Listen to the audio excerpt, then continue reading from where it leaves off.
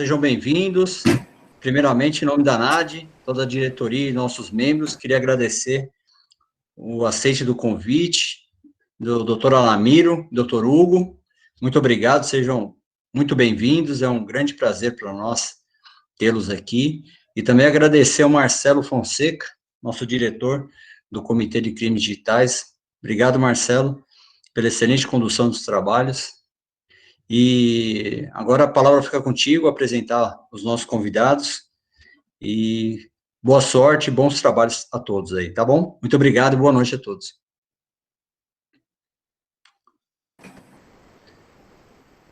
Boa noite, é uma alegria aqui, desde que eu assumi, faz umas 2, 3 semanas que eu assumi o comitê, eu estou muito feliz, agradeço muito ao Alamiro por ter aceitado o convite, ao Hugo por ter aceitado o convite, são dois grandes amigos, duas mais do que referências aí na área de direito penal, na advocacia criminal, então vai ser com certeza assim, muito agregador, vai ser uma experiência sensacional ouvir o que esses dois, utilizando umas palavras mais rebuscadas, o que esses dois baluartes do direito vão passar para a gente aí de crime na área de tecnologia, a experiência deles, o que os tribunais têm, como os nossos tribunais têm entendido um pouco aqui alguns temas que são importantes, né?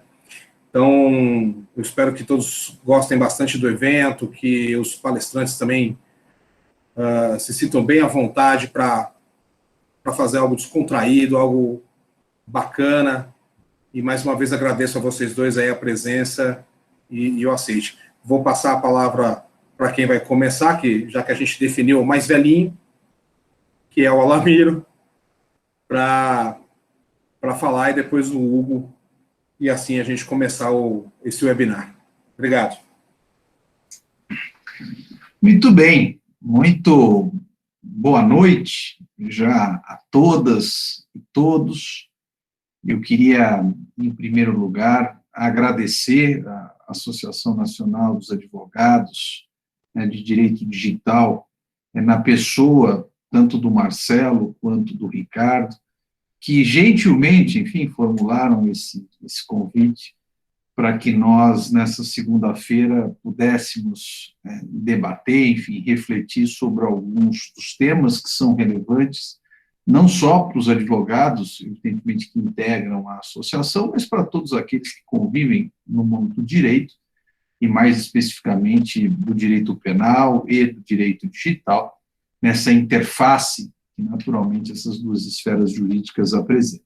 Então, fica aqui registrado o meu orgulho, a minha satisfação e a felicidade de receber o convite e de hoje poder compartilhar esse momento com todos esses que nos assistem. Infelizmente, nós ainda estamos nessa pandemia, né, que parece que não vai acabar nunca, e que ainda nos exige que todos esses eventos sejam feitos de modo telepresencial, mas acredito que dentro do possível nós conseguimos ficar, pelo menos emocionalmente, o mais próximo possível, ainda que fisicamente distanciados.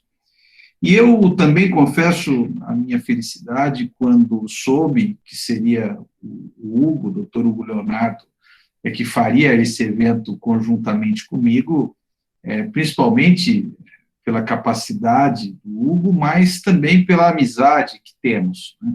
Já de longuíssima data, eu tive a oportunidade de conviver por muitos anos com o Hugo no Conselho Nacional de Política Criminal e Penitenciária do Ministério da Justiça, saímos juntos, né, do CNPCP, e ali foram muitos desafios, muitas lutas, e o Hugo sempre foi um conselheiro, como disse, não só competente, não só trabalhador, não só inteligente, mas, acima de tudo, comprometido com as causas principais, os problemas do sistema penitenciário brasileiro, as nossas desigualdades, as nossas vicissitudes, enfim, foi muito orgulhoso para mim ter trabalhado ao longo desse tempo com o Hugo. Então, é mais um motivo de muita alegria poder compartilhar, né, esse momento aqui com todas e todos.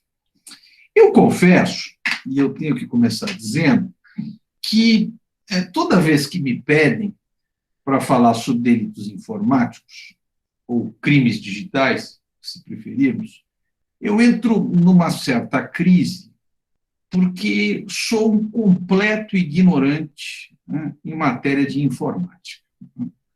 Como costuma dizer, eu tenho dificuldade para instalar uma impressora, né? Imaginemos para, eventualmente, cometer um delito de cunho digital. Então, é algo que me traz, né, sempre uma exigência de uma reflexão, de uma maneira a abordar essa temática, para que eu tente, pelo menos no campo do direito, colocá-la no local onde ela realmente reside.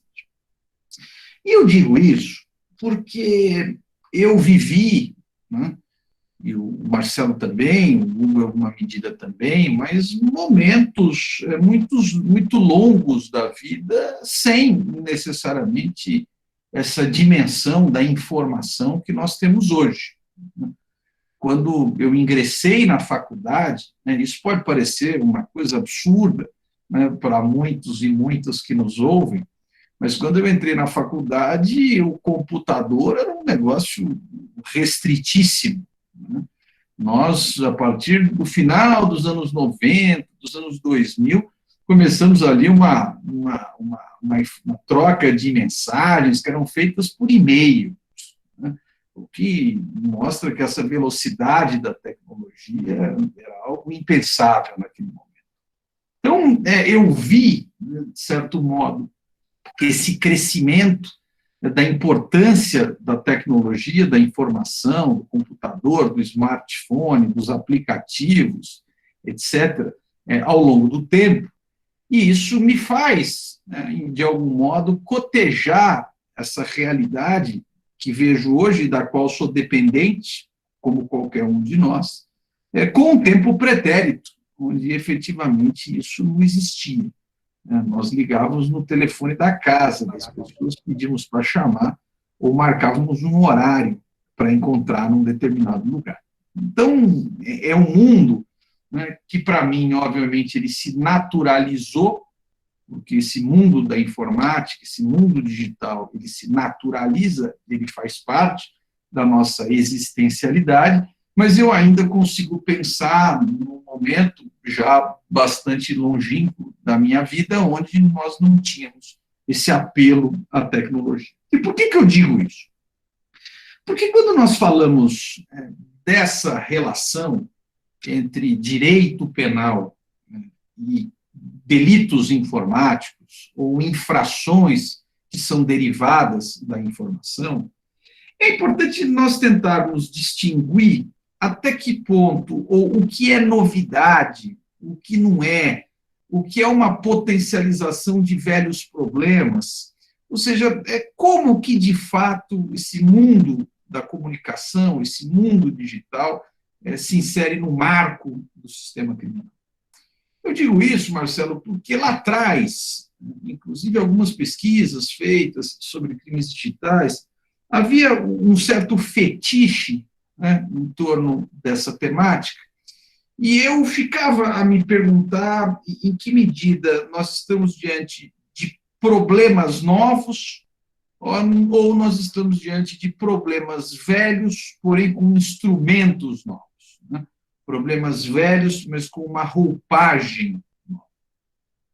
E de forma muito, né, digamos, superficial, mas que acho que me farei compreender, e tentando aqui, em alguns minutos, fazer essa abordagem inicial para que depois tenhamos uma discussão sobre o tema, me parece que quando nós combinamos tecnologia e sistema criminal, aparece um primeiro problema, que é a capacidade da informática, né, do computador, né, da internet, de potencializar duas questões que sempre foram centros de gravidade do sistema criminal, que é, de um lado, uma dimensão de fraude, tanto a informática, a tecnologia, radicalizou o problema da fraude, e, mais do que isso, a tecnologia também radicalizou problemas que eu não colocaria na chave da fraude, mas colocaria na chave da agressão, né? Poderíamos identificar aqui com a ideia dos haters, daquelas pessoas que perseguem, né, propriamente na internet. Então, veja que esses dois elementos são dois aspectos antigos, são dois problemas antigos do sistema criminal, mas que ganham uma potência, uma força, uma capacidade de difusão muito significativa. Nós estamos aqui, portanto, a imaginar a questão da fraude com um cunho, no mais das vezes, de caráter patrimonial. Portanto, a tecnologia se tornou um instrumento de potencialização de golpes, né, de estelionatos, se nós quisermos usar aquela que é a figura mais paradigmática, né, desse modelo. E, por outro lado, nós tivemos também uma dinâmica de agressividade pela maior capacidade de difusão da informação que a tecnologia nos traz. Isso me faz sempre lembrar o Bauman, né, que tinha uma frase muito interessante quando perguntado sobre as redes sociais, e ele responde dizendo que as redes sociais permite aquela pessoa que não tem nada a dizer alguma coisa. E exatamente na medida em que as redes sociais permitem isso, a rede social também se torna um território de rancores, de ressentimentos, de agressividades, né, que fazem parte, obviamente, das relações humanas, quando as relações humanas não são cara a cara, mas elas são mediadas por instrumentos que abaixam a nossa capacidade civilizatória de inibição. Eu me recordo, só me permite contar essa passagem, quando estava no segundo ano da faculdade, e começava uma briga, um desentendimento qualquer nos grupos por e-mail, né, era importante chamar as pessoas para que elas conversassem pessoalmente, porque pessoalmente, rapidamente, aquela conflituosidade era dirimida, enquanto por e-mail aquilo ganhava, né, uma dimensão cada vez maior, porque as pessoas perdem completamente a sua capacidade de inibição. De todo modo, né, esse é um fator que é importante para o sistema criminal, e que acaba envolvendo, principalmente na questão das fraudes, um atributo de assimetria de conhecimento, né, já que a tecnologia é uma ferramenta cujo conhecimento é um valor, né, o conhecimento não é democrático, as pessoas não conhecem igual, né, na dimensão tecnológica. Então, essa assimetria de informação e de conhecimento a respeito da própria ferramenta faz com que determinadas pessoas se coloquem em posições de vantagem, né, dentro dessa dimensão assimétrica e permita a aplicação de golpes, etc., com aqueles que são, muitas vezes, não ingênuos na vida, mas ingênuos na relação com a tecnologia. Então, esse é o primeiro grupo de problemas, né, que é um grupo muito significativo, mas que não é uma novidade, mas que a tecnologia aparece como uma potência de dissipação, de espraiamento, tanto da agressividade, aqui vem a ideia da honra, vem a ideia de problemas emocionais, que muitas vezes causa, quanto com a noção da fraude, que costuma ter uma perspectiva patrimonial. De vez em quando nós vemos perspectivas sexuais, também por fraudes por meio da internet, mas, fundamentalmente, o patrimônio ainda é o centro das atenções nesse problema. Esse é um primeiro aspecto, né, que nós podemos observar, e daí nós tratamos uma série de figuras que são conhecidas no âmbito da informática, né, como o problema da pedofilia, como o problema das fraudes financeiras, uma série de questões que derivam daí. Existe, entretanto, uma segunda faceta. E essa segunda faceta, eu já tenho a impressão que ela soma a ideia da potência, ela soma a ideia da assimetria, mas traz um componente novo, que é um componente que eu me permitiria aqui chamar, podemos dar uma nova nomenclatura, mas que são novas vulnerabilidades. Ou seja, a internet, né, a comunicação, o computador, o smartphone, me traz novas vulnerabilidades, e aqui, portanto, nós estamos diante de uma questão que é qualitativamente diferente. Não se trata só de uma dimensão quantitativa, né, de fraudes e agressões, mas de uma dimensão qualitativamente diferente. Eu usaria, né, 2 exemplos para tentar demarcar essa segunda perspectiva que eu posso imaginar, que é aquilo que eu chamaria do álbum de fotografias e aquilo que eu chamaria de documentos pessoais. As redes sociais, até porque elas passam por uma dimensão exibicionista, nas redes sociais, isso não sou eu que digo, mas todos os estudos a respeito desse tema, elas fomentam, né, o nosso lado narcisista, né, o nosso lado de celebritismo, o nosso lado da carência por aplausos, da carência por aprovação. Isso faz com que essas redes sociais sejam uma dinâmica natural de um repositório da nossa vida privada. Aquele álbum de fotografias que eu ia para o exterior, ou ia viajar no Brasil, voltava com uma máquina precária, que não podia nem ser aberta, senão a luz batia e literalmente queimava o filme, né, que levava numa ótica, né, numa fotótica qualquer, para revelar aquelas fotografias.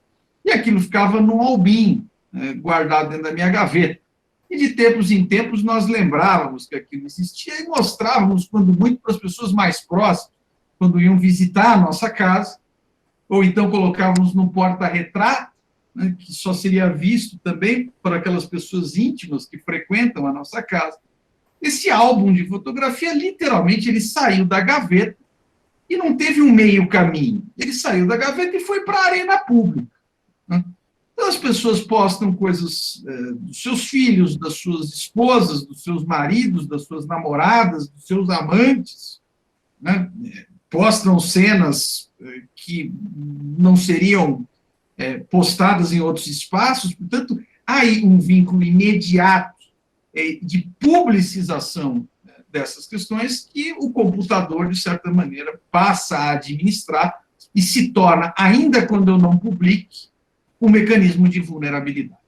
O exemplo mais claro disso, parece, é a Lei Carolina Dickmann, né?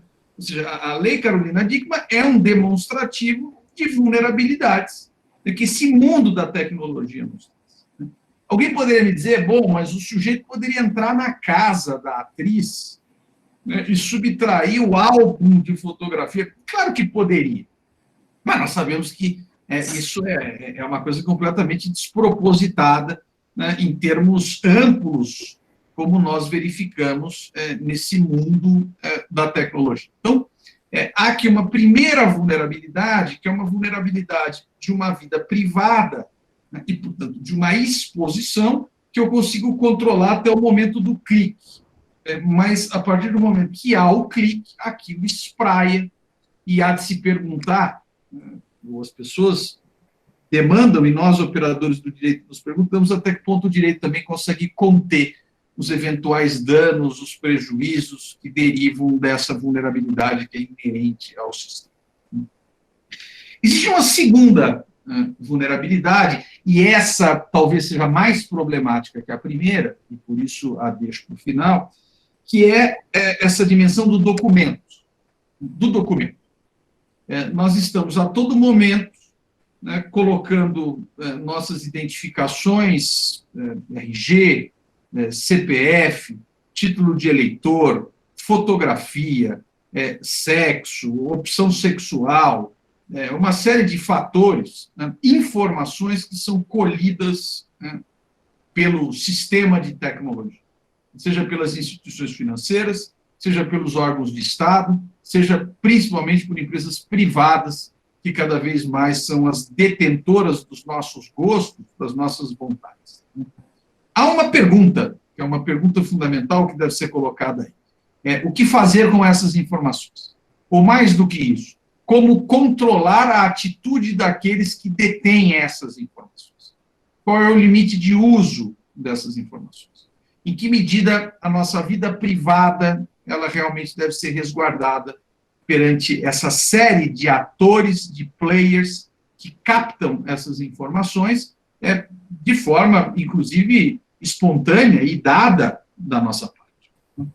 Mais do que isso, coloca-se uma segunda questão aí, que é ainda mais importante que a primeira, em que ponto o Estado, na sua argumentação securitária, da sua busca por segurança, né, pode ou não se valer dessas informações que são colhidas, armazenadas, tratadas, né, quantificadas, né, jogadas em algoritmos por uma série de atores que fazem parte desse mundo tecnológico. Se a Lei Carolina Dickmann representa o marco jurídico ou a consequência jurídica do problema do álbum de fotografia, nós poderíamos dizer que a Lei de Proteção de Dados ela é exatamente a representação jurídica desse problema dos documentos. E percebam que a própria Lei de Proteção de Dados trata com uma dicotomia em si, porque ao mesmo tempo que o artigo 2º da lei, aqueles que já tiveram a oportunidade de ler se depararam com isso, tem uma lógica de proteção do indivíduo, portanto, um discurso muito claro da liberdade. O artigo 4º faz o oposto, permitindo ao Estado a utilização em casos de segurança ao Estado, de segurança nacional, de segurança pública, etc. Então, esse é mais um dilema da tecnologia, em que ponto as autoridades públicas podem se valer dessas informações que são dadas, muitas vezes, por divertimento, por brincadeiras, por rede social, no fundo, a não ser para aquelas pessoas que vivem isso, que tratam com isso profissionalmente, pelo menos para mim, é um divertimento, é algo diletante, né? Não é algo que eu enxergo como um trabalho, né, em si. Eu acho que, para começar, né, são essas as observações. Portanto, nós conseguimos verificar aí a tecnologia como um fator de acirramento de problemas antigos e a tecnologia como um fator qualitativamente diferente de novos problemas, que eu identifiquei aqui com o álbum de fotografia e documentos, mas, fundamentalmente, aquilo que representa tanto a chamada lei alcunhada de Carolina Dickmann, quanto a lei do ano passado, né, aliás, 2018, já que é a Lei Geral de Proteção de Dados. Com isso, eu não vou me estender mais, senão eu tomo o tempo inteiro aqui do Hugo e devolvo a palavra para o nosso presidente. Não, realmente, acho que a questão da tecnologia, né, tanto que o pessoal de tecnologia e de proteção de dados sempre fala que os dados são não só o novo petróleo, mas é algo que você não consegue conter como um vazamento de petróleo, porque o dado, uma vez hackeado, uma vez vazado, uma vez sem tratamento, ele circula o mundo rapidamente, né? E o uso da máquina mesmo, como você comentou, da pessoa que se oculta por trás da máquina, perdendo uma inibição que ao vivo seria tratada de outra forma, né? As redes sociais, a utilização dos dados que as pessoas muitas vezes não têm cuidado, e eu sempre alerto a colegas, a advogados, as pessoas, não só da questão das senhas, mas das questões mesmo de exposição excessiva, dessa necessidade constante de aprovação do risco que isso para a gente mal intencionada, né? A vulnerabilidade que a máquina proporciona para quem não toma cuidado com a sua vida íntima, né? Esse ponto que você tocou sobre essa relação dos players com o Estado, né? O Estado justificar com base em conceitos, de certa forma, indeterminados, se utilizar de dados que não foram a ele destinados. Realmente é uma dicotomia bastante interessante, uma vez que a lei fala bastante o tempo todo em consentimento, em legítimo interesse, porém o Estado, com base no artigo 4º, pode acabar capturando, tratando, utilizando aqueles dados de uma certa forma, de forma bastante livre, desde que justificando com base no artigo 4º da lei. Hugo, te passo a palavra aí para dar continuidade no tema aí. Bom, boa noite a todas e todos. Gostaria de cumprimentar o convite que me foi, agradecer o convite que me foi formulado pela Associação dos Advogados do Direito Digital, as pessoas do Ricardo e Marcelo, que com muito carinho convite. Enfim, falar de um tema também tão importante, que traz tantas novidades e, ao mesmo tempo, tantas velharias, como bem expôs o meu amigo Alamiro. Eu já aproveito para ao Alamiro e dizer que tanto o Marcelo quanto o Alamiro, que eles são hiperbólicos, os elogios. Então, para vocês tomarem com ressalvas as adjetivações que foram feitas ao meu respeito, mas, de fato, Alamiro e eu privamos de um momento de convivência muito bom em Brasília, num cenário em que que o direito penal era maltratado, mas hoje a gente tem clareza felizes e não sabíamos, né, diante de dificuldades e tantas decepções com o país, com os nossos tribunais, com a cerca. E o Alamiro presidiu o conselho. Quando eu fui conselheiro, foi um grande presidente. Então eu tenho muitas saudades desse momento que foi bastante marcante na minha trajetória profissional.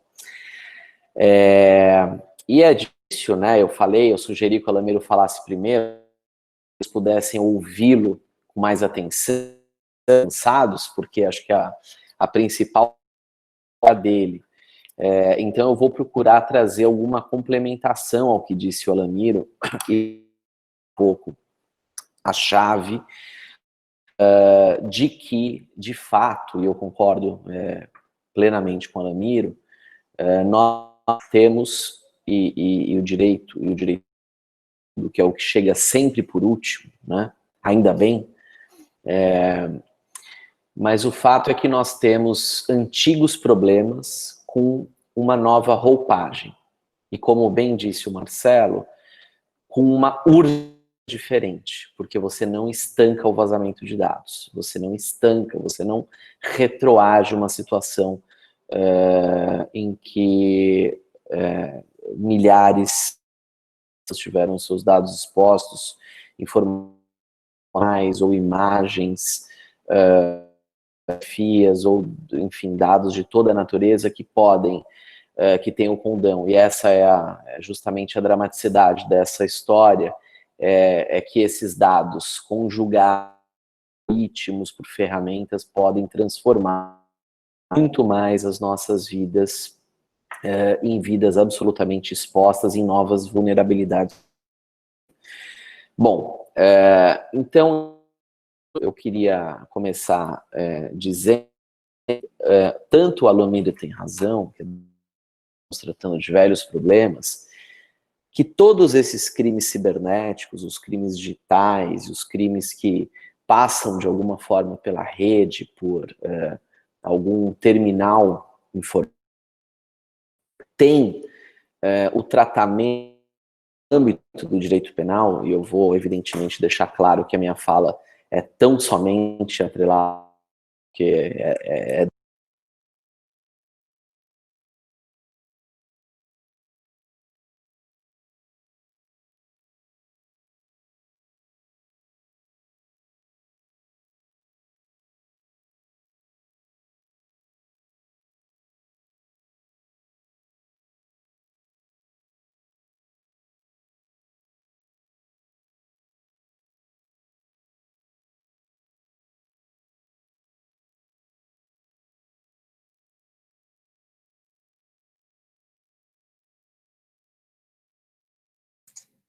Acho que está sem áudio, Hugo. Sem querer, você bloqueou o áudio. Desculpa, bati aqui o dedo. Bom, então eu dizia que todas essas condutas humanas e parar justamente naqueles tipos penais conhecidos de todos nós. Furto, falsidades várias, no diverso, na sua multiplicidade de apropriação indébita, e agora o artigo 154, decorrente da lei Carolina Dickmann, que tipificou a conduta de invadir dispositivo. Bom, uma dificuldade além que é a ausência de tipos, a ausência de hipóteses jurídicas a tratar esse mecanismo nova de agir, e aí usar essa velha roupagem jurídica para esses tipos, para essas lutas, nós temos alguns que são novos. Problemas de competência, porque os crimes passam a ser transnacionais, os crimes passam a depender de investigações com cooperação jurídica internacional de vários estados. Então, nós temos justamente ter o desafio de lidar com uma complexidade nova de delinquência, de novos ilícitos, a partir de ferramentas velhas e surradas que não nos possibilitam perseguir esses delitos. E mais do que isso, e eu não estou aqui, e quem me conhece sabe bem o quanto eu brigo para que isso não ocorra, eu não estou pregando pelo aumento de tipos penais.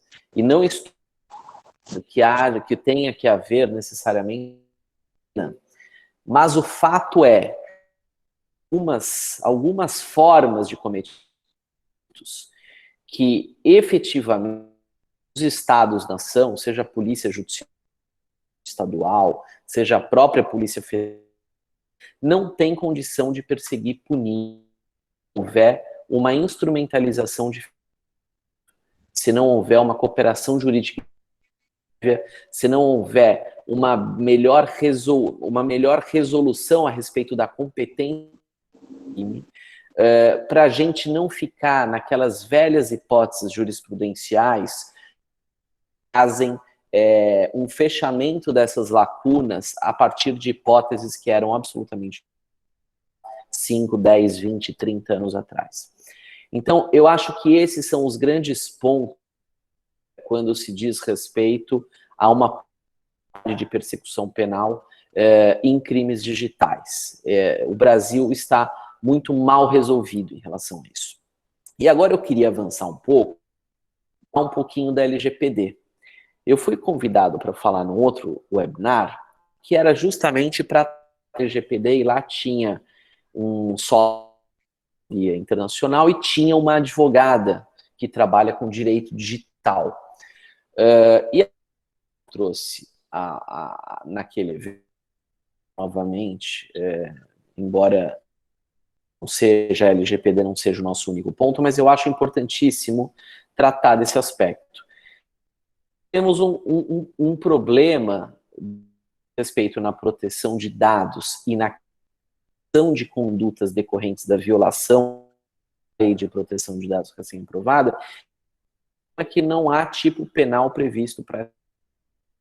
E eu digo que é um problema, quando eu fui ler a lei, eu já notei que havia direitos, bens jurídicos tutelados, importantíssimos, e que poderiam estar, sim, criminalizados, de tentarmos trazer um ar de modernidade a esses tipos penais surrados que nós temos na nossa lei geral, e não ficar à mercê ou na dependência de dados furtados para que haja uma lei buscando dar efetividade àquela conduta. Qual é o grande problema? E aí, esse sim, o grande problema da falta de regulamentação no que diz respeito à aplicação do direito penal. Eu já li artigos de pessoas, estudiosos, e aceitando o dever trazido na LGPD, que não trata da esfera penal, para que pessoas, representantes de pessoas jurídicas possam ser criminalizadas pela conduta de interferência ou de não compliance aquelas regras trazidas pela LGPD. Então veja que a ausência de regulamentação, e talvez essa seja o pior problema da ausência de regulamentação, é justamente o hiato criado nessa ausência de regulamentação, de normatização do ponto de vista penal, que é a exposição do cidadão, do gestor, do empresário, do acionista, em responder por aquelas condutas a partir de uma lei não penal.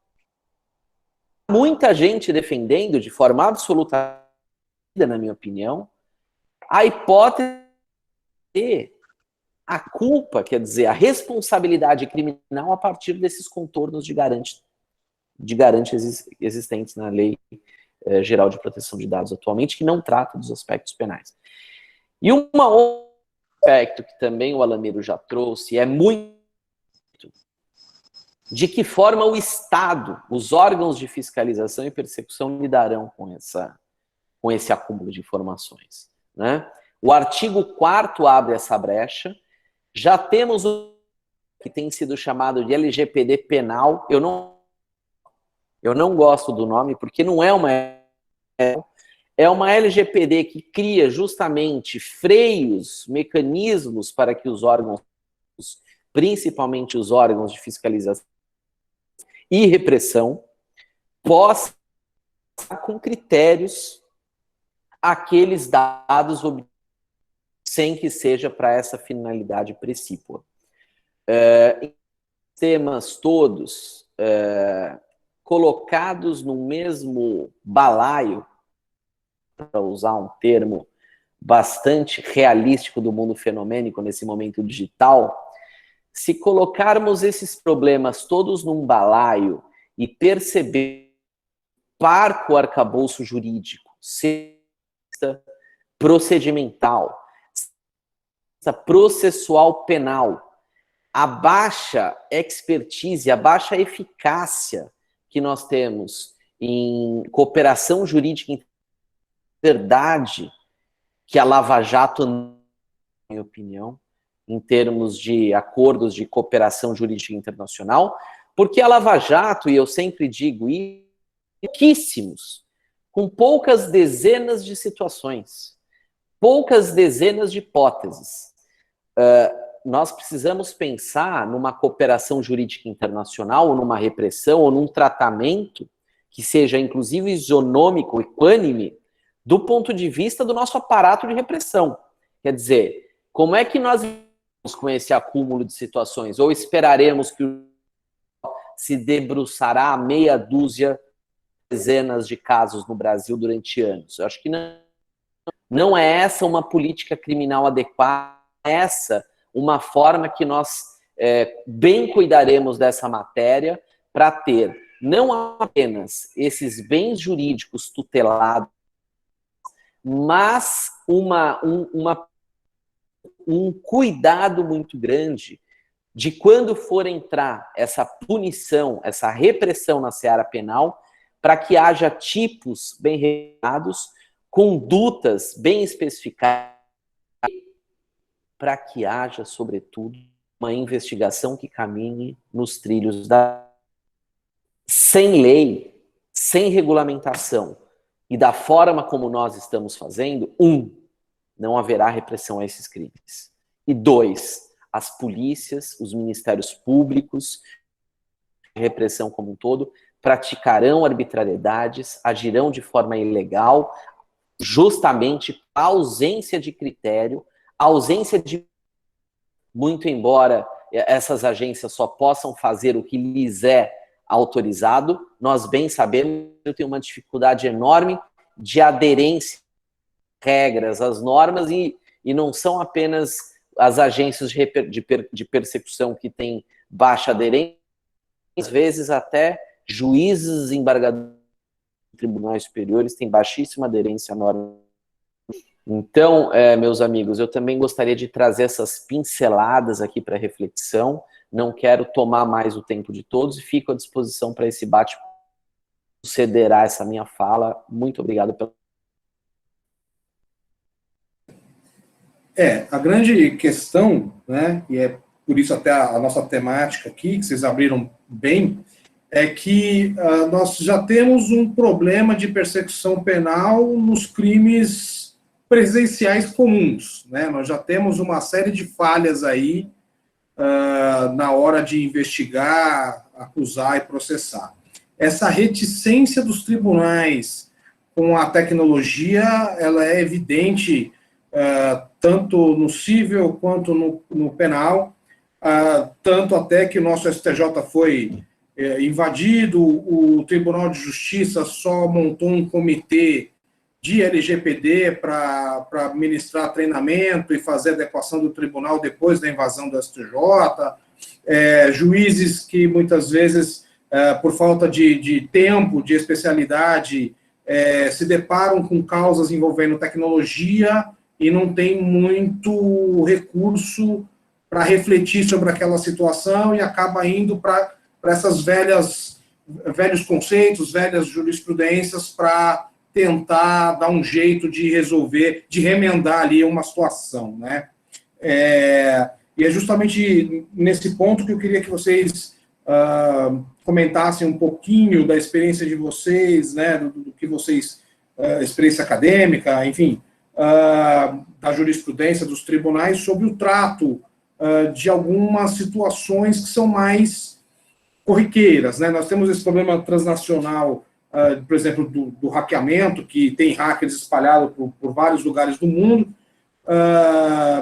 Como os tribunais têm lidado com isso, efetivamente, com a questão, por exemplo, do stalking, do revenge porn, do cyberbullying, né, de um eventual, das fraudes mesmo, né, a fraude com o uso de dados do INSS, que é muito comum, mas só para a gente não ficar tão preso na questão dos dados, né, que é uma temática nova e bastante interessante, mas também para o pessoal que está assistindo a gente entender um pouquinho como vocês têm visto aí a condução jurisprudencial aí essa utilização do Código Penal por falta de previsão específica, para a gente dar continuidade aí no bate-papo. Olha, Marcelo, eu acho que tem essa pergunta, dialogando com aquilo que foi dito pelo Hugo, talvez toque no principal problema, que é um problema de eficiência da pretensão jurídica de lidar com essas questões que envolvem a tecnologia. Eu sempre me vem à cabeça, isso ainda no meio da primeira década dos anos 2000, seja 2005, 2006, quando começaram a ser deflagradas pela Polícia Federal algumas operações que ficaram intituladas como Carrossel. Operação Carrossel 1, Carrossel 2, Carrossel 3. E, fundamentalmente, essas operações Carrossel, elas tinham como finalidade a prisão de indivíduos que se valiam da internet, mas principalmente da chamada Deep Web, né, para comercialização, divulgação e troca de material contendo, basicamente, pornografia infantil. Essas operações tiveram uma repercussão tão grande que redundaram numa alteração do Estatuto da Criança e do Adolescente, já que, num primeiro momento, a criminalidade era a divulgação do material com conteúdo pedófilo. E hoje já não é mais assim. Hoje, a própria posse do material pedófilo, ainda que eu não divulgue, já constitui por si só uma prática delitiva, o que leva nós acadêmicos a uma série de discussões dogmáticas sobre os chamados delitos de posse. Mas essas operações Carrossel, elas mostraram duas coisas para mim. A primeira, uma muito bem apontada pelo Hugo, que é uma dimensão necessariamente transnacional dessa questão. É óbvio que o sujeito, quando vai trocar material pornográfico envolvendo pedofilia, ele não se preocupa com a fronteira ou com a soberania nacional. Isso se perde. Portanto, essa dimensão estática da soberania, e na qual o direito tem um referencial e um pilar importante, acaba se tornando, muitas vezes, num entrave da própria persecução. Porque eu tenho que imaginar que essas operações são feitas em acordos com as polícias dos mais variados países, com troca de inteligência, com coordenação, porque eu preciso que essa seja uma atividade coordenada, eu não posso estourar a operação num lugar e não no outro, porque isso vai fazer com que as pessoas percebam, vai haver um retardo entre a divulgação da informação e a chegada dos agentes policiais. Essa é uma dificuldade inerente ao problema. E que aparece de forma muito clara nos delitos informáticos, embora não seja uma característica só desses delitos. A própria lavagem de dinheiro, a evasão de divisas, o tráfico de drogas, também possuem, naturalmente, um caráter transnacional. O segundo aspecto que me chamou muita atenção, e eu volto a frisar porque acho que esse é um debate fundamental no ambiente de direito digital, é a dificuldade que os operadores do direito têm de compreenderem o fenômeno. Eu me lembro que eu fui me debruçar no estudo do Emule. Acho que Emule nem se usa mais. Mas como é que funcionava o Emule? Que, ao mesmo tempo que eu baixava o Emule, ou baixava a informação via Emule, o vídeo, aquilo também era simultaneamente compartilhado com outros usuários daquela rede. Existe um nível de complexidade técnica no assunto que causa uma dificuldade muito grande. Então, me parecia, muitas vezes, Marcelo, durante o processo, que o acusador não sabia muito direito o que ele estava falando, a defesa também não sabia muito direito como defender, e o juiz também não estava entendendo muito o que está acontecendo. Portanto, a gente julgava algo tecnológico como se estivesse nos julgando uma revista com uma pornografia com um conteúdo pedófilo. Então, há, mais uma vez aqui, um déficit cognitivo muito grande dos operadores do direito. Esse déficit cognitivo, ele não repercute só na instância final judiciária, no momento do julgamento. Ele resulta, em primeiro lugar, num problema na própria formulação da lei. Como que eu vou formular uma lei que traz um tipo penal ideal para a tutela de uma questão digital se eu não compreendo o fenômeno que está ali por detrás? E mais do que isso, como que eu consigo estabelecer uma persecução penal, e aqui eu estou falando propriamente de polícia judiciária mesmo, eu estou falando de investigação, se são poucas e raras as pessoas que compreendem verdadeiramente o fenômeno. Nós tivemos recentemente em São Paulo a instalação de uma delegacia especializada em delitos informáticos. Até então, o DEIC tinha um setor específico, mas hoje há uma delegacia especializada em delitos informáticos. A informação que tenho é que essa delegacia já está totalmente assoberbada de trabalho, porque são inúmeras as demandas, veja, a incapacidade, número reduzido de pessoas de resolver, e mais do que isso, uma difícil capacitação dos profissionais para trabalharem ali. Porque a maioria dos escrivãos de polícia, dos investigadores, não entendem daquilo, no máximo sabem aí uma atividade rudimentar perante o computador.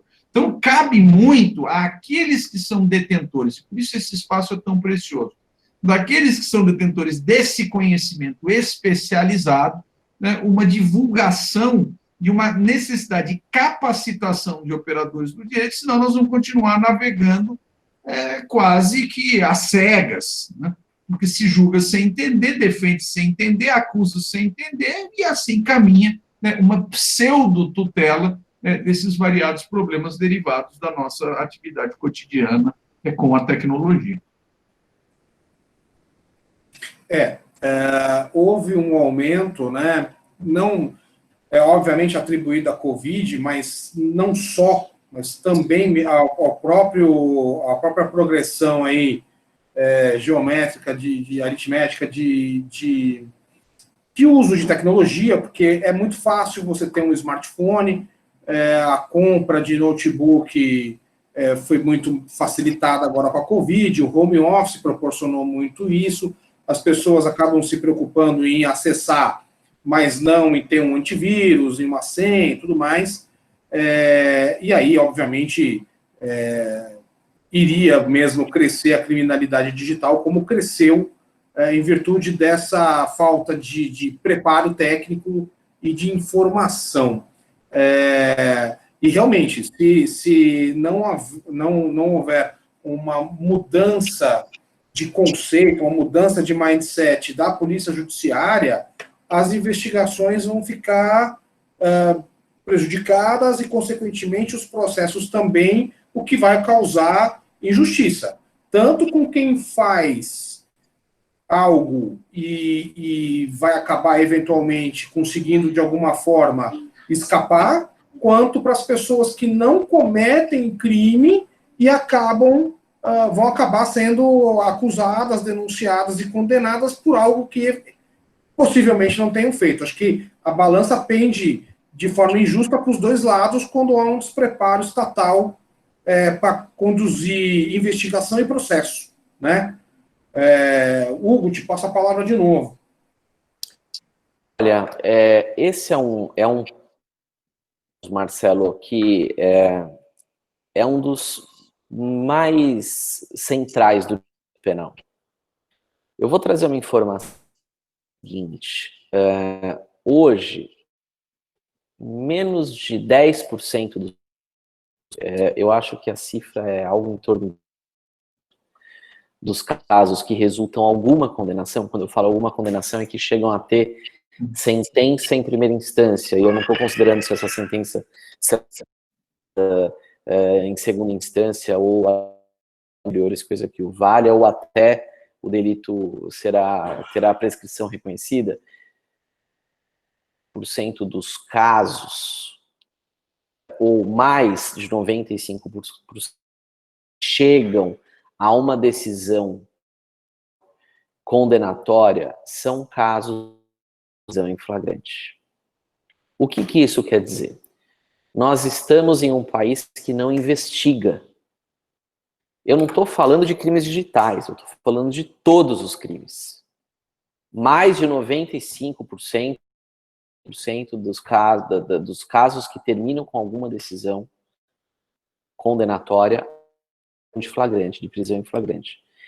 O que eu quero dizer com isso? Eu quero dizer que não será nos crimes digitais, desculpa dar esse banho de água fria a todos e todas, não crimes digitais que têm uma complexidade estranha ao direito, em que a lógica será invertida.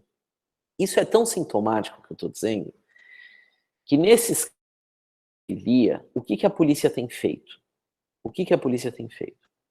Um parênteses, vou fazer uma direção. Um dia eu fui contratado por um sujeito engenheiro que estava de posse de um computador em que foi localizada lá uma que era protegido, tutelado pelo Estatuto da Criança e do Adolescente. Teve uma investigação, foi uma deflagração de Polícia Federal. Bom, processo, eu sim absolvi o sujeito, porque não havia no comprovação da matéria de que a máquina do sujeito teria feito download e upload de alguma cena indevida. Quer dizer, a Polícia Federal não conseguiu confeccionar um dado empírico, portanto, a materialidade que pudesse ser utilizada para... Naquele momento, o juiz absolveu. O que a Polícia Federal tem feito nesses casos? Deflagra-se a operação, andam junto com os policiais federais na casa técnicos, os técnicos acessam prontamente os conteúdos das máquinas, encontram alguma mensagem e prendem em flagrante. Olha que interessante. Precisam a técnica surrada do flagrante. Não estou dizendo que é flagrante delito, não estou dizendo que não deve ser flagrante. O que eu estou dizendo é, a polícia deveria ter elementos para decretar a prisão a priori se necessário, porque já deveria ter um mínimo de convicção naquilo que eles estavam buscando. E não de um flagrante incompetente em razão de uma checagem na máquina do sujeito em que, que eventualmente se constate aquelas cenas. Bom, por que eu estou trazendo esse paralelo? Porque eu estou dizendo que a polícia lógica dos 90%, indo efetividade num crime tão complexo e tão hermético do ponto de vista da haja vista, os parcos instrumentos estão utilizando a prisão em flagrante para perseguir crimes. E por que a prisão em flagrante? E por também no afã de conseguir encontrar materialidade delitiva. As polícias científicas não são capazes de entenderem a Deep Web, localizarem em relação a essa forma desses crimes e produzirem uma prova. Então, o que nós fazemos? Vamos dando passos atrás, dando uma cena do direito que seria absolutamente complexa, evoluída do ponto de vista de cuidar dessas ferramentas jurídicas. E nós vamos dando alguns passos atrás, ferramentas rudimentares, e pegando muito poucas pessoas em relação ao universo que cometem esse tipo de crime. Porque quantas pessoas flagrante? Qual é a capacidade investigativa que a polícia e efetivamente o número real de pessoas que cometem esse crime? O tamanho da subnotificação, da impunidade. O povo falando de uma coisa do ponto de vista do direito penal que é muito maltratado pela imprensa e pelo senso comum, mas, de fato, a polícia prende muito mal. Prende muito, trabalha muito mal. Não tem conhecimento, não tem técnica suficiente para perseguir a priori, para captar e tornar esses elementos passíveis de serem e, à luz do contraditório, serem capazes de levar uma condenação a uma absolvição, caso não consubstanciada a conduta criminosa, não provada a conduta criminosa. Tendo esse paralelo, para dar uma vez, Marcelo, que não, na minha opinião, nos crimes, que haverá inversão da má produção de prova, a gestão probatória e processual do sistema de justiça criminal brasileiro.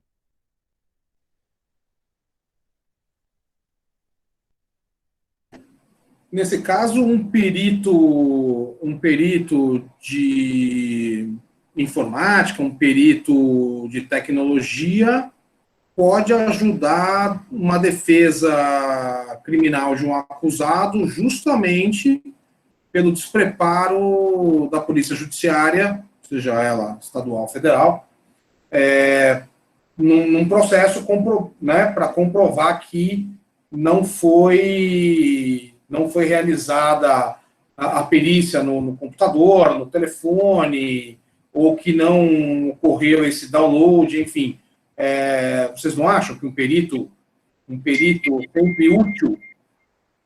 Eu, sem dúvida, se me permite, o perito é uma figura imprescindível, né? Parece praticamente impossível nós imaginarmos uma defesa consistente, principalmente com a expertise tradicional dos escritórios de advocacia, sem uma pessoa que consiga auxiliar em vários aspectos, né? Porque é um auxílio na compreensão do problema, é um auxílio no funcionamento daquele equipamento, daquele programa, é um auxílio na formulação de quesitos que são destinados ao perito oficial, é um auxílio, muitas vezes, como alguém que vai ser ouvido pelo juízo, para, inclusive, explicar ao juízo como funciona, porque, como disse na minha intervenção anterior, o juiz também não sabe, né, exatamente como funciona aquilo. E digo mais, eu acho que esse é um espaço muito interessante, até mesmo do ponto de vista de oportunidades profissionais, para pessoas que consigam unir dois tipos de conhecimento, que é o conhecimento da tecnologia, da informação, propriamente dito, mas também o conhecimento jurídico, né? Eu me lembro que, no passado, essa figura era quase que um curioso, né? Era aquele advogado, aquele operador de direito que gostava muito, né, de tecnologia, e ele acabava ali, de maneira até mesmo amadora, espontânea, se aperfeiçoando, né, naquele tempo. Hoje eu vejo a possibilidade de profissionais capacitados, com formação, inclusive formalmente diplomados, com esse tipo de perfil. Ou seja, que consiga raciocinar juridicamente, porque isso ajuda muito, né? E mais do que isso, incutir nessa racionalidade jurídica o conhecimento técnico, né? Esse profissional é um profissional hoje precioso, como um assistente técnico, eu não diria nem só o perito em si, né, mas como um assistente técnico, principalmente para a defesa. Não tenho a menor dúvida. Desculpa. Pode falar, Hugo. Pode falar. Em relação a isso, eu gostaria de...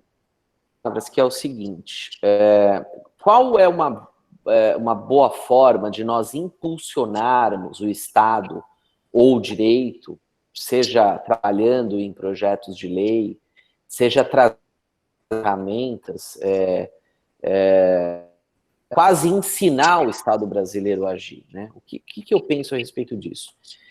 Eu acho que nós poderíamos ter uma forma, e eu queria já dizer, ouve aqui, nos assiste, que existe uma ferramenta muito importante no direito, que é aquela defensiva. O que é a investigação defensiva? É você produzir elementos, e eu não vou chamar de elementos, de informação, que uma polícia, que uma delegacia de polícia, que uma policial produz, e esses elementos de informação que você mesmo produziu para os autos de uma investigação ou para os autos do processo. Eu tenho um exemplo que uma vez eu estava num júri e o juiz não quis ouvir. Aí eu pedi para o desembargador aposentado Canulfo de Melo Freire a comparecer no meu escritório e ouvir a testemunha. E ele, um humanista que todos conhecemos, tomou o depoimento da testemunha no meu escritório, legitimou como desembargador aposentado que era, certificou e deu fé que aquele tomado, e eu, portanto, juntei aos autos constrangido em não deixar que aquilo fizesse parte. E foi feito. Mas o que eu quero dizer? Se nós utilizarmos mais a ferramenta da investigação defensiva, e não é só uma investigação defensiva, é uma investigação, esse seria o melhor nome, em favor das vítimas, descobrir os autores de alguns crimes por conta própria, quer dizer, às vezes você tem disponibilidade de recursos, instrumentos, pode contratar profissionais, e você não vê boa vontade nos responsáveis, competentes, para tocar a persecução penal. Então, que nós possamos ter de amealhar dados e informações e fazer uma investigação própria isso aos autos, seja de uma investigação seja ao conhecimento do Ministério Público, como já formatada no âmbito de uma. Então, eu acho que esse pode ser um caminho, Marcelo, dos profissionais que se dedicam a isso, de se apropriarem do que significa qual é essa discussão que tem posta em relação à ação defensiva. Tem um ex-delegado de polícia que se dedica, que é um grande amigo, super competente, tem livros excelentes. Então, que pensa com a cabeça de quem ação, mas sabedor da importância que é possibilitar o particular, com seus próprios meios, ter possibilidade de levar esses elementos de informação a uma persecução. Então, isso pode ser muito interessante, talvez, para destravar, então, tornando esses crimes com possibilidade de serem processados, ou pelo menos de forma privada, e aí precisaria de um efetivamente processual penal, mas isso seria talvez com um investimento privado na possibilidade de nós startarmos novas investigações com aqueles que não são muito próprios dos entes públicos e desses órgãos de persecução anacrônicos.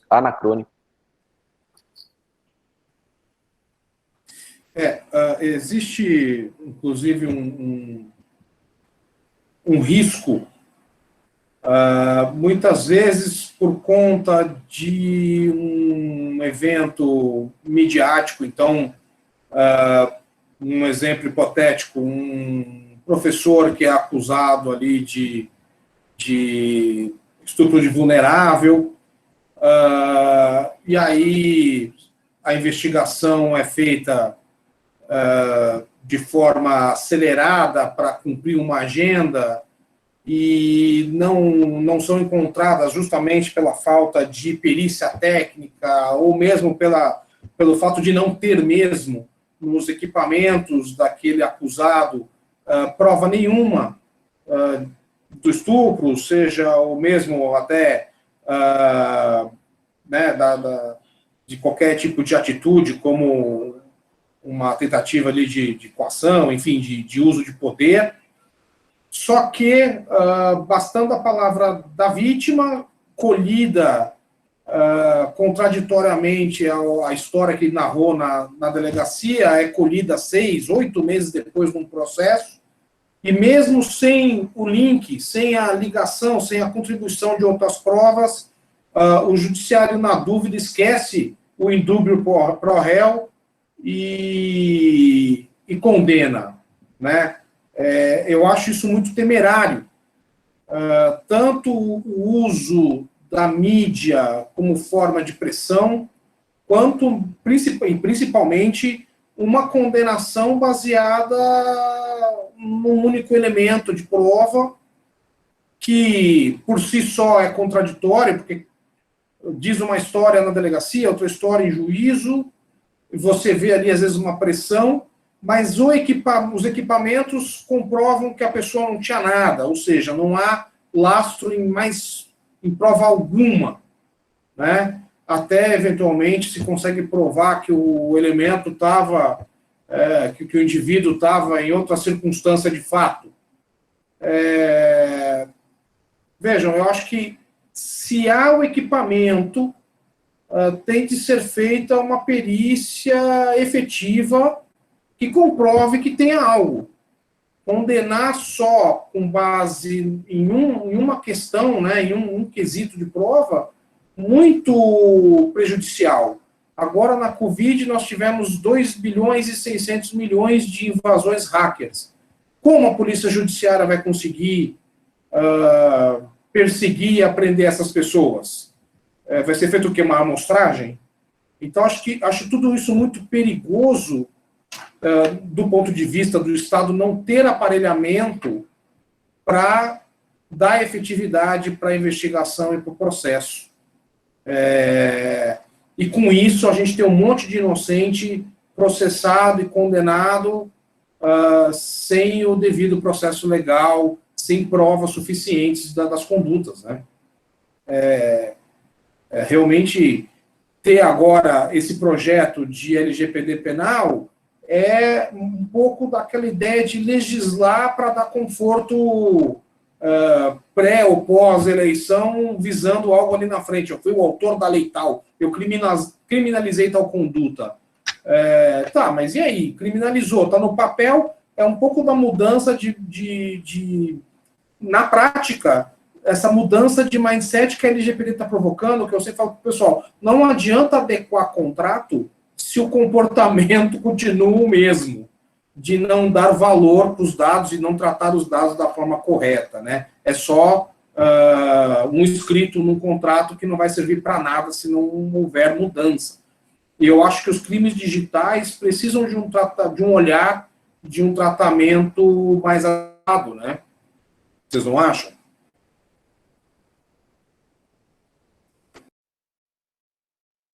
Bom, falar, mas eu complemento aqui, comento a sua questão. Então, é isso. Você tem a baixa eficácia a respeito do que é produzido nessas investigações e o domínio técnico desses assuntos a serem tratados nesses processos, você traz uma insegurança, você acarreta uma insegurança jurídica ainda, porque você não prova uma conduta e pode conscientes, e por outro lado, você não é capaz de reprimir aquela conduta e perseguir aquela ação delituosa que está em prática por conta da absoluta ineficácia do Estado nesse âmbito. E você trouxe uma questão que é muito relevante. Você falou, um elemento de é suficiente para condenar. Quer dizer, isso é o que os processualistas se debruçam, né? Quer dizer, há muitos anos a respeito qual é o estándar razoável para uma situação ou outra de condenação. E o que nós temos assistido, de novo, quer dizer, eu não sou um crítico contumaz do judiciário, mas eu tenho que dizer né? Situações como provas decorrentes da memória, que são os reconhecimentos, os testemunhos, etc., já são provas muito dadas pelos juízes a partir de elementos humanos que são íncitos ao conhecimento de todo operador, de todo ator da justiça criminal. Agora, o que se faz com aquelas informações produzidas decorrentes.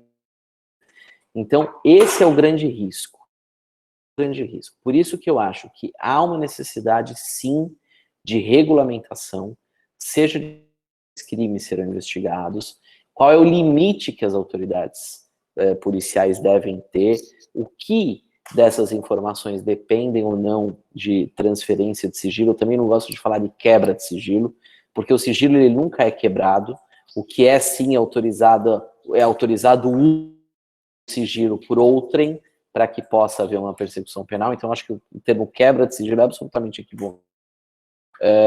Então, o que eu digo se você não tem uma regulamentação a respeito disso, você abre margem para ações injustas, para uma repressão estatal ilegítima, e nós ficamos mercê de uma situação que sequer conseguiremos por conta de algumas formatações jurídicas. É uma matéria de completo desconhecimento do sistema de justiça em geral. Só fazer um comentário adicional. É curioso, né, como se nós pegarmos de exemplo essas novas ferramentas de comunicação, seja o e-mail, seja o WhatsApp, enfim, essas tecnologias que estão ao alcance imediato da mão, elas têm uma característica que é exatamente a característica do vestígio, né, Marcelo? porque as conversas ficam ali armazenadas, de modo que hoje, quando nós observamos buscas e apreensões por parte das autoridades policiais, a primeira coisa que se quer de um indivíduo é exatamente o seu telefone, né, o seu smartphone, porque sabe-se que dali, a não ser que seja uma pessoa muito cuidadosa, quase que aquele que diariamente dá cabo, né, dá fim a esses registros, há quase que uma reprodução de um passado. Há ali a história de diálogos, de pessoas, de menções, de assuntos, etc. E nesse plano, em determinados momentos, e o Marcelo mencionou aqui o problema, inclusive, de abusos sexuais ou de acusações, tanto, essas informações são caras até mesmo à defesa. Porque, sem dúvida alguma, um registro de uma conversa, de um diálogo entre, por exemplo, um casal de namorados, se bem trabalhado pela defesa, pode ser um fator demonstrativo, inclusive, da própria falta de veracidade da alegação feita por um dos dois.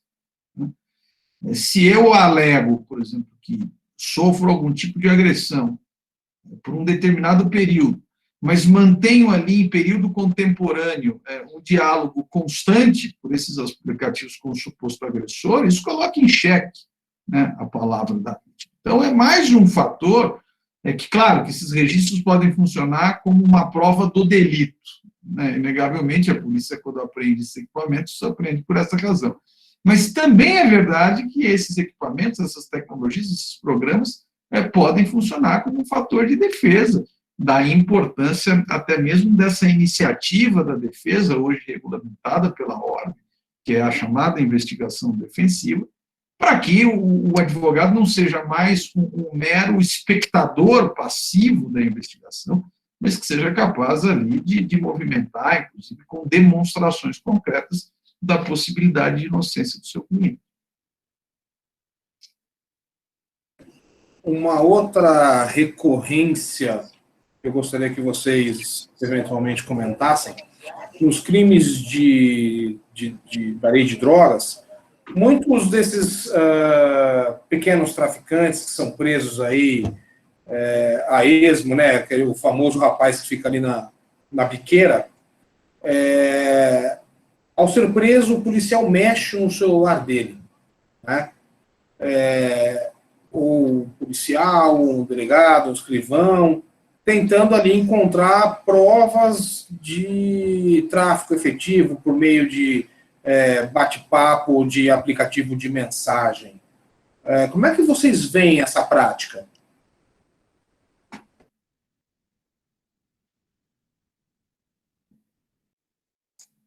Bom, de novo, né? Eu fui produtor executivo de um documentário chamado Sem P. E lá tem uma entrevista de um delegado do Rio de Janeiro, que é muito bom, que também é muito humanista, chamado Orlando Zacco. E ele diz o seguinte: como é que a polícia, como é que os atos da polícia são com estatística? É a coisa mais ignorante, a coisa mais absurda, é a tomada de decisão mais tosca do ponto de vista de uma gestão de um aparato de repressão que pode existir. Então, a polícia de São Paulo, por exemplo, polícia de boa parte do país, aliás, algum estado que não trabalhe com essa aferição, com esse modelo de desempenho, é um modelo de estatística.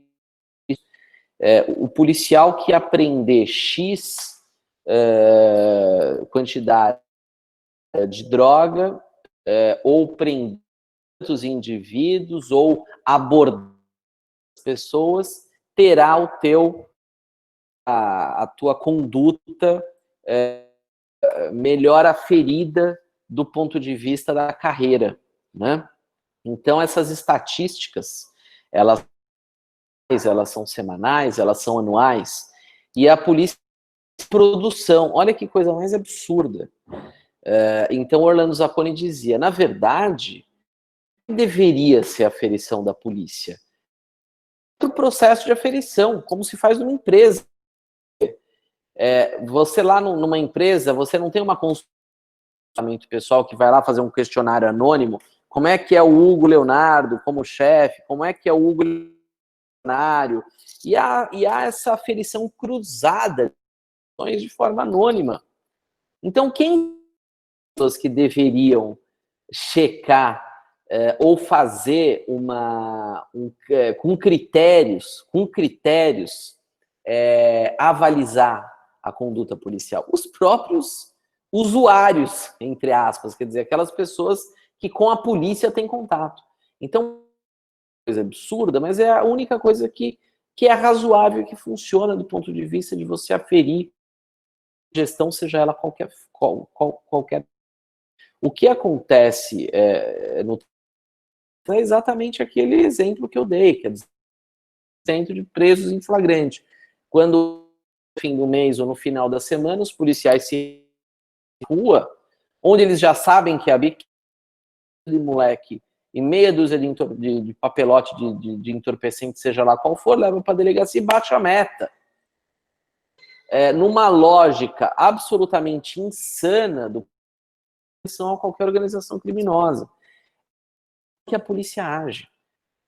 De novo, eu estou dando outro exemplo, que é agora a forma de aferição vem da carreira policial e dos normativos de segurança pública, que ajuda a contaminar, porque essa forma contamina a forma como trabalham e efetivamente aquilo que nós teremos como objeto dos processos do ponto de vista dos...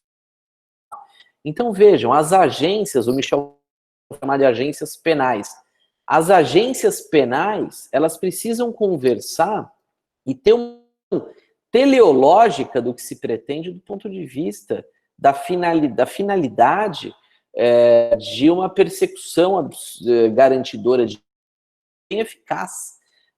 E é isso que nós não temos no Brasil.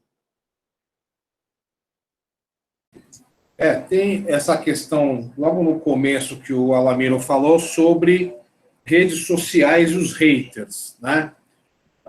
Você tem desde aquele namorado ou pseudo-namorado que fica revoltado com um desmanche do relacionamento e começa a cometer crimes contra a honra, né?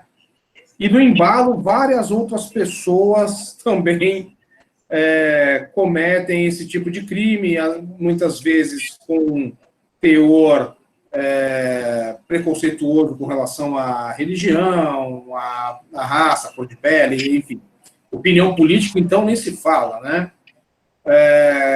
Como o Tribunal de São Paulo tem lidado com esse tema? Como que a polícia tem lidado com esse tema na experiência de vocês? Olha, Marcelo, eu acho que essa questão da informação, das redes sociais, da agressividade, o melhor paradigma que nós temos e que é o ponto central de estudo e de preocupação judiciária nesse assunto é a dimensão política e eleitoral, principalmente daquilo que ficou conhecido como fake news. O tema da fake news é um tema riquíssimo nessa matéria, até porque existe uma dificuldade de nós diagnosticarmos o que é exatamente uma fake news. Porque a fake news tem que ser aquela informação que não é uma opinião, mas ela é travestida de uma informação, né? Que se vale de um rótulo de jornalismo, né? E com isso espalha uma série de informações, que são informações falsas, tanto no sentido positivo, ou seja, de atribuir caráteres positivos para alguém, como também negativos, que é exatamente a ofensa, etc.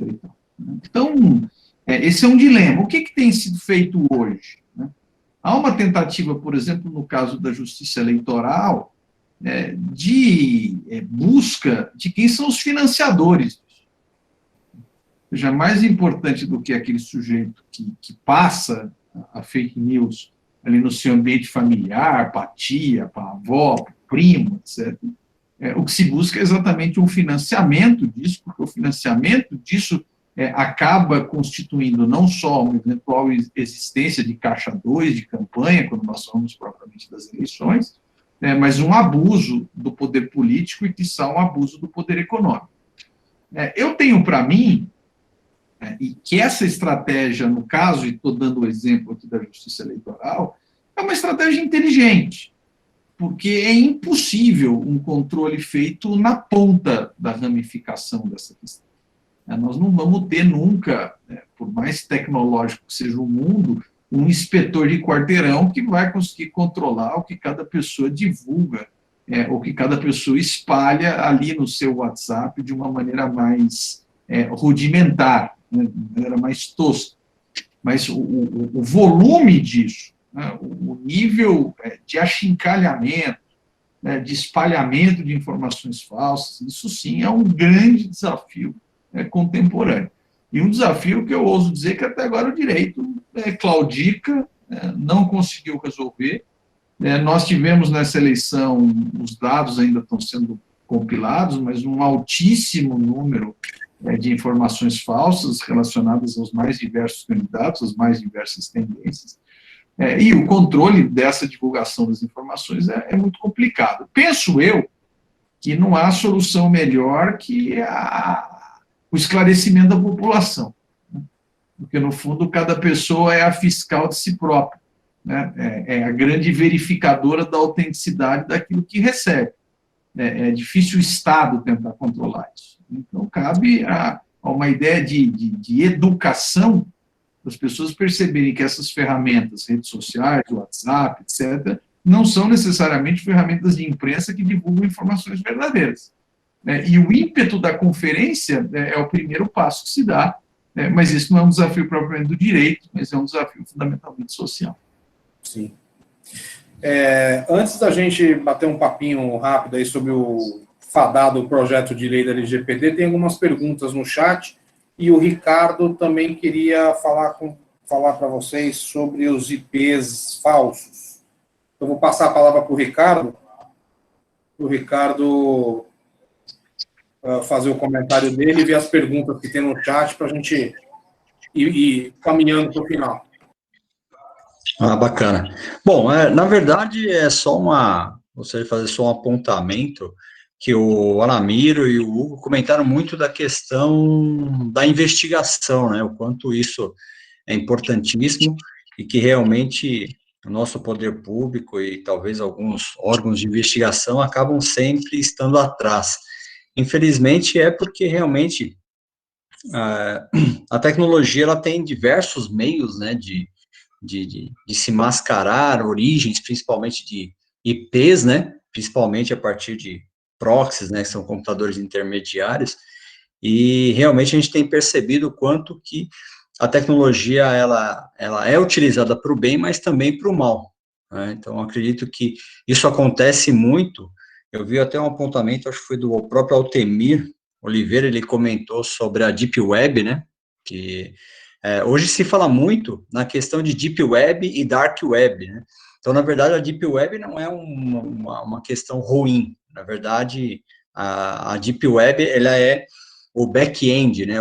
Nós falamos por trás da internet, onde as máquinas se comunicam e tudo isso funciona de uma maneira muito segura, só que, infelizmente, os criminosos utilizam esses artifícios e criam a Dark Web, né? Aquela internet, onde tem fóruns, portais obscuros, né, principalmente de trocas de vídeos, mensagens, muito criminosas, principalmente de delitos menores de idade, pedofilia. Então, isso anda muito na Dark Web. E uma sugestão, até indo muito a caminho do que o Alamiro comentou, realmente eu vejo aquela necessidade dos advogados hoje, os próprios operadores do direito, caminharem para uma formação também na área de tecnologia, porque hoje a tecnologia ela serve para auxiliar alguns advogados. Então, não necessariamente você precisa ter um expert em tecnologia, mas é bom você conhecer.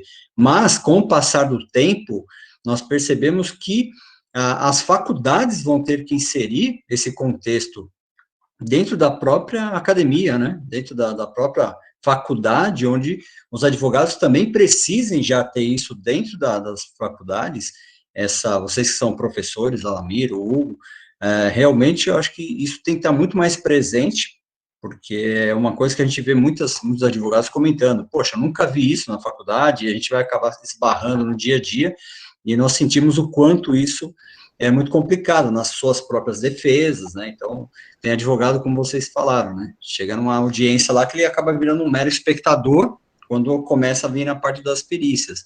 Então, talvez assim, eu vejo no dia a dia que realmente os operadores do direito, não só os advogados, como promotores, juízes, precisam realmente ter essa visão técnica também. Isso não é uma particularidade só dos advogados. Na área de medicina e outras profissões, é notório quanto a tecnologia ajuda e, com o passar do tempo, eu posso falar, nos próximos 5 anos vai ser vital. Ou a gente domina exatamente a tecnologia, ou a tecnologia vai nos dominar. E aí, infelizmente, vamos acabar sendo meros espectadores, ao invés de sermos protagonistas. Então, era isso que eu queria só pontuar e firmar o que o Alamir, que o Hugo explanaram muito bem, tá bom? Só isso. Tem uma perguntinha aqui da Natália Esteves, ela está falando sobre o ransomware, né, que é quando eu sequestro os seus bens digitais e, uma vez bloqueados, eu solicito um resgate em dinheiro.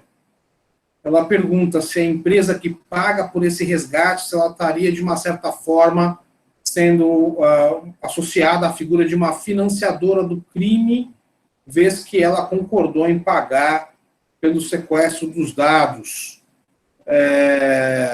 Também, se vocês quiserem, enfim, comentar algo mais a respeito dessa situação específica, né, de sequestro de dado em troca de dinheiro, em vez do sequestro da pessoa física, né?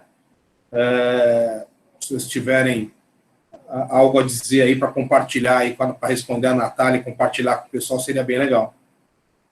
Então, na verdade, a empresa é vítima de extorsão, né? Quer dizer, os representantes da empresa, todos... esse é um crime antiquíssimo, que é o mesmo crime da extorsão mediante sequestro, só que não há o sequestro, a figura típica de sequestro, mas há, efetivamente, o crime de extorsão, e ela não só não é financiadora, como ela é vítima, que é uma coisa bastante... Justamente por não ter uma legislação específica, né? Porque, na verdade, há uma dificuldade com relação à tecnologia, né? A tecnologia e o criminoso tecnológico, ele é mais rápido do que o legislativo, então não tem muito como estar o tempo todo alinhado com o que está acontecendo, né? Sem dúvida, Marcelo, e mais do que isso, e a resposta do Hugo é a única que a gente pode dar, ou seja, há uma equiparação, né, dessa conduta à extorsão, mas esse é o típico caso levantado pela Natália, onde uma legislação específica de crime digital é muito necessária. Porque, obviamente, o crime de extorsão genericamente funciona, né, por uma situação como essa, mas é um óculos que não encaixa direito no grau de miopia do sujeito, né? Por alguns motivos, porque a extorsão é pensada numa dinâmica de violência ou de ameaça contra o indivíduo. É mais ou menos faça aquilo, senão eu o mato. Sim. Quando nós olhamos esse sequestro, entre aspas, de informação, por mais que essa conduta seja uma conduta grave, é uma conduta que, inegavelmente, merece uma pena menor do que o sujeito que diz que vai matar um indivíduo, né? Eu crio uma desproporção. E mais do que isso, eu, por outro lado, além de eu criar uma desproporção no extremo oposto, eu posso criar um déficit de proteção. Porque a extorsão, que é uma figura equiparada ao roubo, né, exige uma violência ou uma grave ameaça. E isso nos exigiria, enquanto operadores do direito, debater qual tipo de dado foi obtido, e qual é o nível dessa ameaça a ponto de ser grave, porque é tão grave assim, eu dizer que eu vou destruir um arquivo que contém um rol com dados de clientes, não sei qual é o nível de gravidade disso. Certamente é grave eu dizer ao Superior Tribunal de Justiça que eu vou desaparecer com todos os processos. Mas, dependendo da informação, isso vai levar também a um nível de debate sobre a gravidade e a relevância do conteúdo do dado sequestrado, né? Então, essa pergunta da Natália, hoje, sem dúvida alguma, a resposta é essa, é algo parecido, com uma extorsão, mas é a típica situação onde é necessário uma legislação própria, né, que faça não só uma redação que capte exatamente essa perspectiva do dado, mas que também dê uma resposta sancionatória proporcional, né, à relevância da conduta. Porque uma vez definidos no mundo tecnológico essas condutas como ransomware, malware, dentre os outros tipos de obtenção irregular ou fraude praticada, era um meio de sair do uso do Código Penal e ter tipos penais mais adequados àquelas condutas e com penas proporcionais. E realmente, essa desproporção de extorsão, comparar o dado com a vida de uma pessoa, com a integridade física de uma pessoa, cria um desequilíbrio social, né? A gente tem aí e a vítima, né? A vitimologia da conduta, né? Nós temos a empresa que tem o dado sequestrado e outro nós temos uma pessoa, né? Fica uma comparação equivocada, né? Desequilibrada, né? Exatamente. Deixa eu ver aqui. Vocês entendem que hoje a tipificação dos casos penais por meios informáticos é uma necessidade tão urgente que a norma que já existe não supre? Eu acho que a gente acabou respondendo nesse bate-papo aqui que não supriria, né? E aí tem várias questões, né? É claro que tem situações, e por isso até que eu fiz questão de abrir esse nosso diálogo, dizendo, tem situações onde a informação, a tecnologia simplesmente potencializa problemas velhos. E nesses casos, as normas mais antigas dão conta relativamente do recado. Existem situações onde eu tenho qualitativamente uma situação diversa. E aí nós não podemos tentar enxergar o presente com os olhos do passado. A própria Natália aqui faz uma comparação muito interessante, né, citando o ex-ministro Joaquim Barbosa, de que a invenção da pólvora não reclamou a redefinição do homicídio. É verdade, porque a pólvora continuava matando uma única pessoa, assim como a lâmina da espada. Mas na hora que eu inventei o dinamite, né, isso sim passou a exigir novas definições, como, por exemplo, as definições dos crimes de perigo, né, que é exatamente aquela situação onde eu mato uma pessoa, mas coloco em risco uma série de outras em razão da potencialidade e da capacidade de vulneração do instrumento. A mesma coisa aconteceu com a tecnologia. Ou seja, talvez eu não precise de uma nova tipificação do estelionato, do sujeito que consegue ali invadir o banco e fazer um desvio de um valor. Isso, genericamente, é um estelionato. Tem problemas. Isso a gente pode deixar para depois.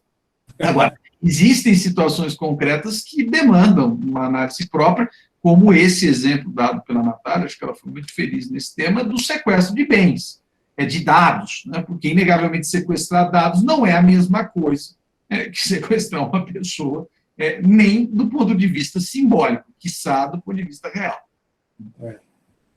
Tem uma perguntinha para o Jader aqui, Hugo. Vamos passar a bola para você um pouco. Do Jader, que ele fala que leu uma matéria em que um hacker invadiu um marca-passo e bomba de insulina de pacientes, e num caso teria ocorrido uma morte. O que você acha sobre essa situação, num caso que pode ter acontecido, e qual a tipificação se encaixaria? Olha, interessante, né? Tudo vai depender do nível de comprovação que você vai conseguir fazer a respeito dessa conduta, né? quer dizer, ele tinha a intenção de e sabia, né? Ele sabia que se ele invadisse aquele dispositivo e aumentasse essa dosagem do remédio, ou desprogramasse propriamente o marca-passo, ele geraria a morte de alguém. Quer dizer, em caso afirmado, crime de homicídio. É o crime de homicídio mediado por uma ferramenta tecnológica impressionante para se utilizar para cometer um crime de homicídio. Agora, se ele não soubesse ou não tinha intenção, ou sei lá o quê, queria fazer uma briga, pode ser um homicídio culposo.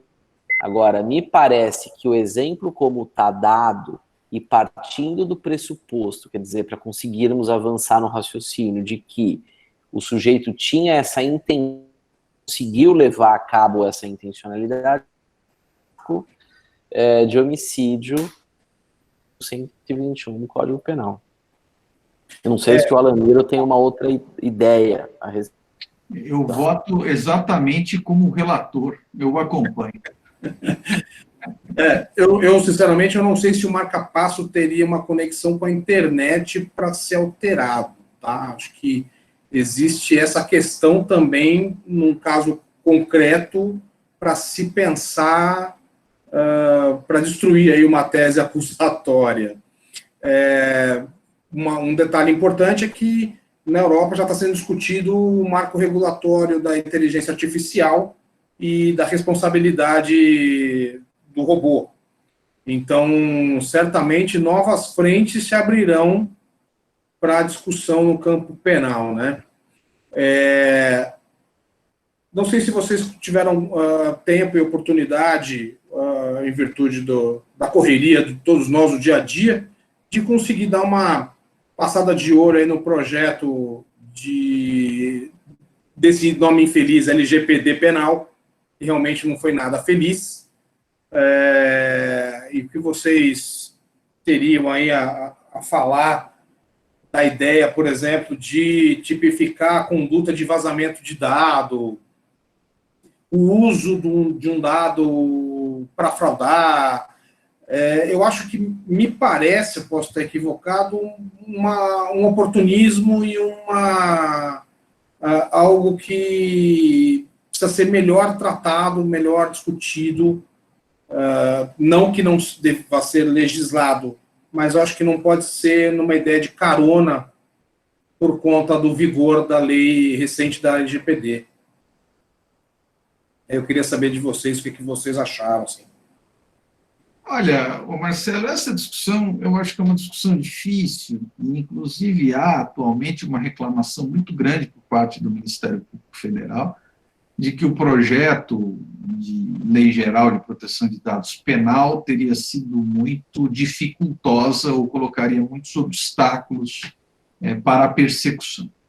Eu tenho, e deixo aqui de forma muito aberta, até para a gente eventualmente...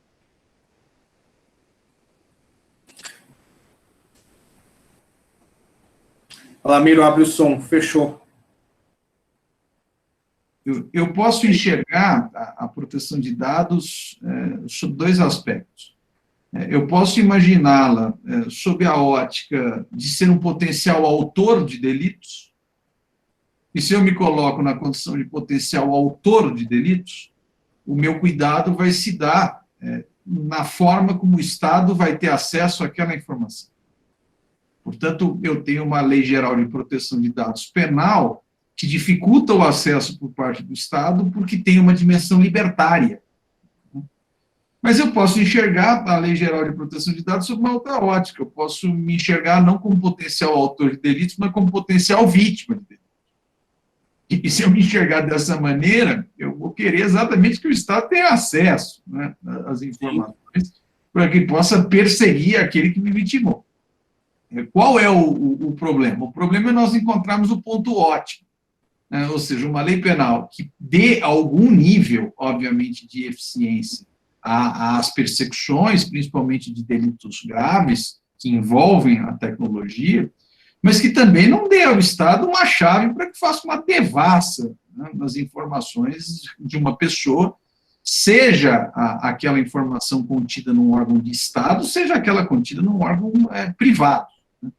Então, é uma discussão muito difícil, é um problema de ponto ótimo, e volta, aqui representada na questão informacional, o velho dilema do sistema criminal em geral, que é o sistema entre segurança e liberdade. Né? Ou seja, eu quero me proteger do Estado, assim pensavam os penalistas clássicos. Né? Uhum. O direito penal é uma arma contra a força do Estado. Ou se eu tenho uma sociedade de vítimas que está a fim de entregar ao Estado, fazendo pouco caso da sua própria privacidade, em nome de um ideal securitário. Né? Esse é o ambiente da nossa discussão. Hugo, com você, a bola. Olha, eu também me filio, não, porque o Alamiro não se filiou, mas sei como pensa, eu vou tomar a liberdade de me filiar ao de que essa LGPD penal, o fônico nome, trata de você cuidar de como esses dados circularão nos diversos órgãos, como diria Foucault, nas diversas agências penais. Evidentemente, naquilo que diz respeito à criação de penais, eu me lembro até do Checaira, nosso eterno professor, falando da política criminal, da boa incidência de tipos penais, quer dizer, a incidência, a recorrência, a lesão efetiva ao bem jurídico, a necessidade de você efetivamente por meio de um tipo penal para coibir que determinada conduta insuportável ocorra. Então, uma série de critérios importantíssimos, condições para que haja um aumento dos tipos penais e a forma de criminalização. Mas eu sou super favorável a que haja controle e critério e muita transparência desses dados. Haja vista, inclusive, a possibilidade de nós não apenas cedermos os dados de uma forma absolutamente gratuita e para os órgãos de controle, como inclusive o seletivismo penal, porque essa ação que hoje ocorre levará a uma situação absurda, simplesmente trabalhar com usamento de dados, de algoritmos em tal, tamanho seja o universo de informação concentrada na mão desses órgãos de controle, e aí vai passar simplesmente a reproduzir mecânicas tecnológicas, mecanismos tecnológicos para imputar crimes e perdas de pessoas que eventualmente estejam ou pertençam a um grupo mais da sociedade. Então, eu acho de bom ouvitre essa discussão da LGPD penal e sou bastante favorável a que ocorra essa forma de controle por parte dos órgãos de persecução. Legal. Precisa haver uma discussão séria e transparente sobre o assunto, né? A Natália está perguntando aqui, aí eu vou dizer para vocês que é a última pergunta em virtude do tempo. A Natália está perguntando se vocês entendem que a utilização de meios de tecnologia, devido ao seu grau de sofisticação, deveria ser tratado com um aumento de pena, vez que a conduta seria ainda mais reprovável do que em casos de cometimento de crimes presenciais, vamos chamar assim, de crimes que não utilizam meios tecnológicos. Olha, eu pessoalmente acho que a gente pode observar a questão da tecnologia e da pena sob dois aspectos. Eu posso imaginar uma maior reprovabilidade pelo resultado. E aí eu não tenho dúvida que determinados ataques cibernéticos são capazes de criar uma série de problemas muito graves ao sistema financeiro, ao sistema bancário, ao armazenamento de informações para o Estado. E, nesse ponto, existe uma dimensão supra-individual que talvez mereça algum nível de reprovação. Quanto ao meio, né, eu ainda sou da tese que o sujeito que ameaça com a arma na mão, né, ainda que isso seja medieval, sem nenhum grau de complexidade, essa conduta é mais grave do que o cidadão que está por detrás do computador, né, pelas mais variadas e perceptíveis razões. Então, não vejo tanto a tecnologia como algo que apresente um maior nível de gravidade pelo meio, mas sim pelo resultado, né, porque é possível atingir bens jurídicos diversos, centenas de pessoas, criar instabilidades para determinados sistemas com base, aí sim, nesse conhecimento tecnológico. Eu acompanho integralmente o relatório e não posso nem adicionar ou estragar a fala. Eu acho exatamente isso. Eu só diria que eu tinha certeza que eu não me iria. O Brasil também tem um problema crônico em discutir o que é exaurimento do crime, né? Quer dizer, o que é exaurimento do crime é uma conduta adicional a uma situação, como acontece com a discussão entre lavagem de dinheiro e corrupção, né? Da mesma forma, nós precisamos saber, quando a gente está pensando numa figura típica nova, quer dizer, eu faria o raciocínio que, por ser internet, ele não implica em muito menos violência do que um outro tipo de cometimento de um crime, haja vista que nós estamos utilizando justamente esses tipos penais. Mas eu prefiro realmente ficar com a fala do Alamiro. Eu acho muito mais importante você pensar do que na ação propriamente e tomar com muito cuidado e muito as hipóteses de incremento na punição e na repressão estatal, porque os tipos penais já vêm bastante recheados de pena no Brasil. Isso aí, legal. Ricardo, contigo. A bola agora, que a gente está pegando aí. Opa, não, legal. Infelizmente, estamos chegando ao fim. Esse bate-papo foi sensacional, com profissionais competentíssimos aí, com relação aí às questões legais, situacionais aí do nosso direito penal. E realmente, desse evento, conseguiremos fazer aí outros eventos, né, Marcelo? Acho que já deu. Anotei aqui, já temos uns 5 tópicos diferentes aqui, mas primeiramente eu gostaria de agradecer aí o Alamiro e o Hugo aí pela excelente explanação. Foi uma aula, realmente. Eu adoro a área criminal também, acho que a grande maioria, né? Então, realmente, foi uma aula para nós e para todos os presentes aí. E, Marcelo, foi fantástica a condução. Eu agradeço demais o Hugo e Alamiro pela amizade, pela disponibilidade do tempo aí de vocês, das reflexões de vocês.